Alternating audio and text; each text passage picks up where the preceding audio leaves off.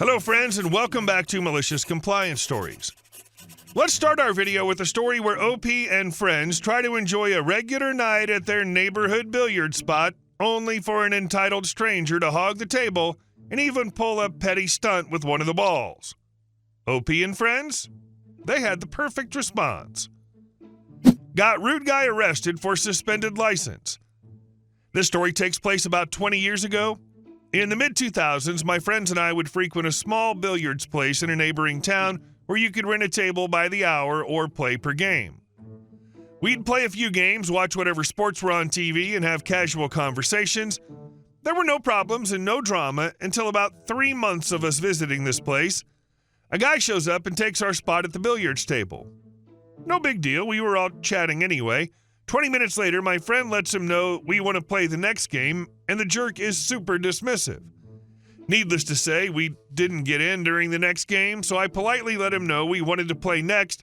Another lady chimed in. She wanted the game after us. The guy blatantly ignored me and the other woman. Some more time going by, and the guy leaves the table. We see our chance to get in. We put the quarters in, and the balls are dispersed. Some more time going by, and the guy leaves the table. We see our chance to get in. We put the quarters in, and the balls are dispensed, except the green 6 ball. The guy took it to the bathroom with him. At this point, it was ridiculous, and we notified the manager. The manager noted it was 12:30, and they were going to be calling last call and closing, so we didn't want to make a scene by kicking him out. He gets us another ball so we can play.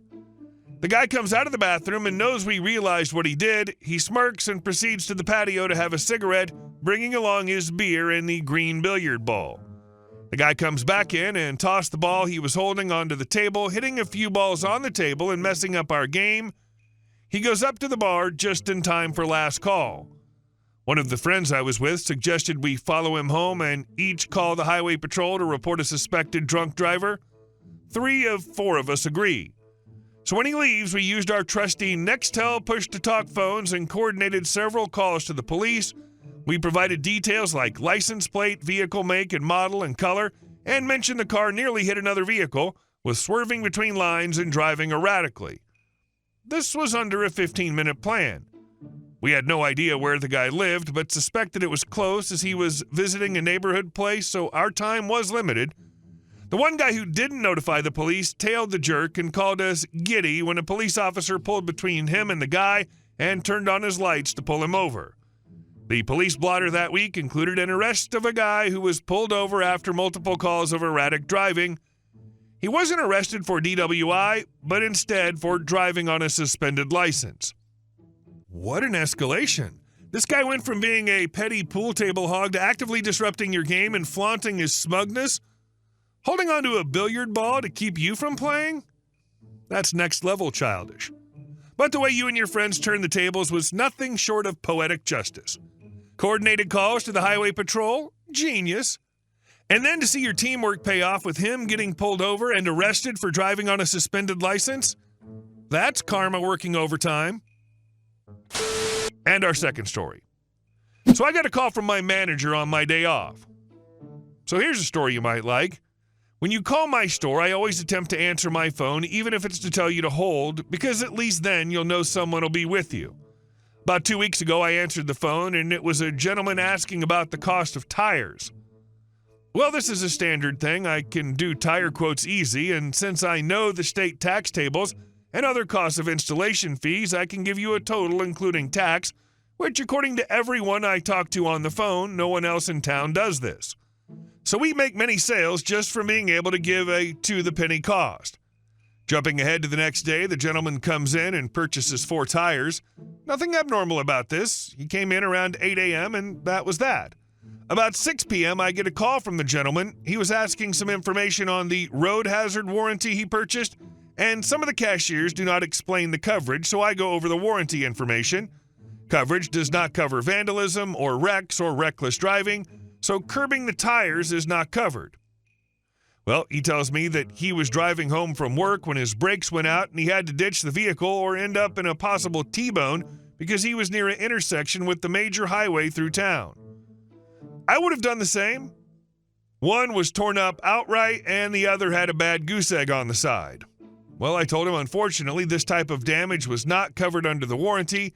He calmly replied, I was afraid of that, and he asked the cost of replacing just the 2 tires. He didn't sound mad at me, and he was pretty calm, which we get calls like this from time to time, but usually end in someone yelling at me over the phone. So I decided since he was being nice, I'd try and go above expectations, so I asked the gentleman to hold while I look up the tires and cost.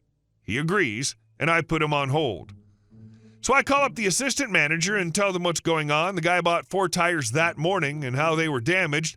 I tell him normally something like this is not covered, but the man was on the phone and was not angry and was inquiring about the cost to replace. If we can at least comp one of the tires. Well, the manager tells me to do it since I felt compelled enough to even ask to do this, and only 1 tire since the tires the man got were on the more pricey side. So I switched back over to the line with the gentleman. I told the gentleman I was able to get permission to comp one of the tires and gave him the price for the other.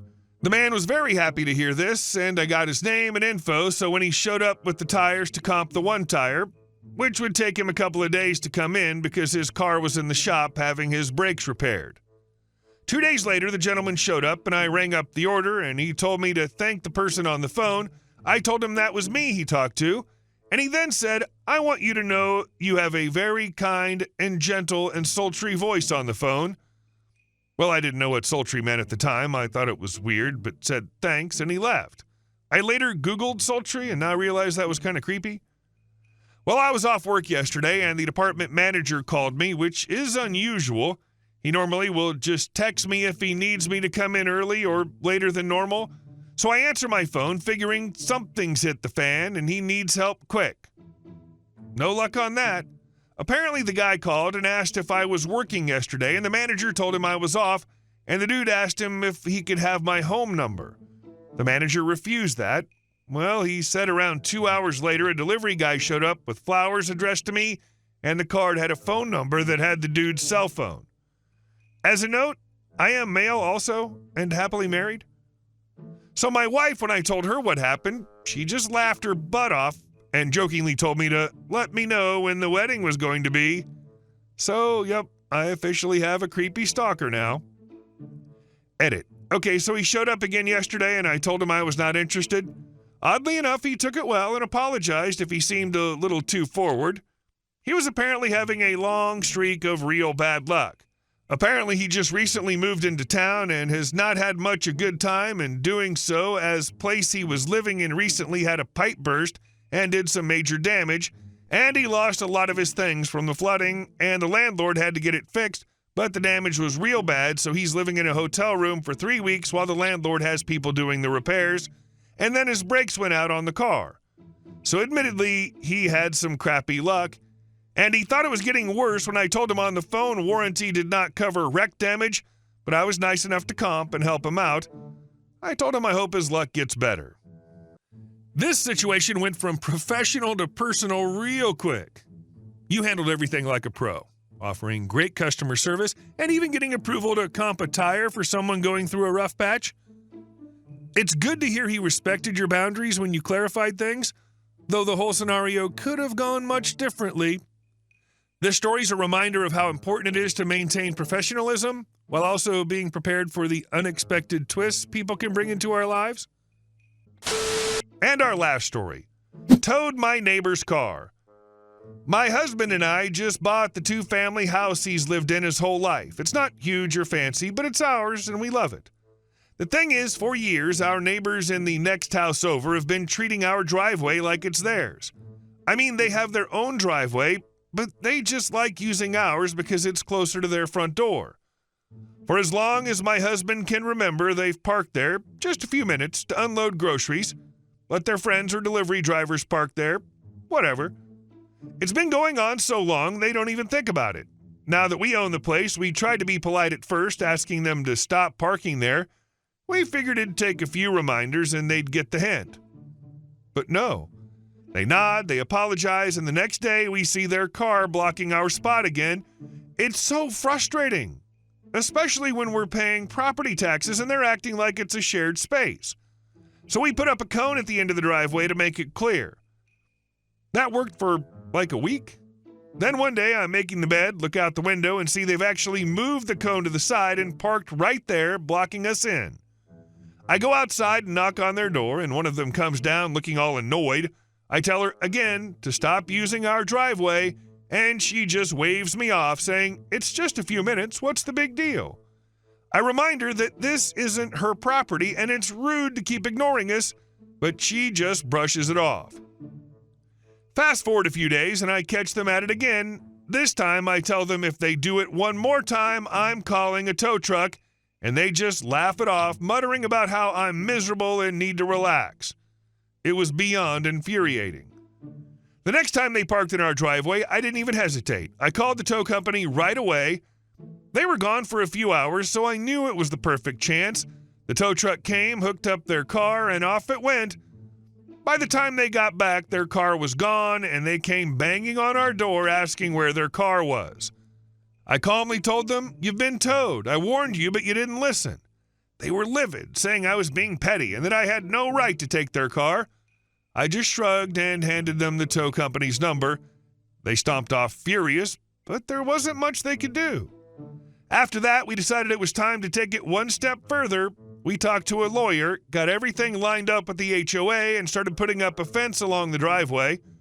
Oh, this made them absolutely lose it. They came storming over, yelling about how it would ruin their access and make it hard for their delivery drivers to reach their door. But by this point, we were done.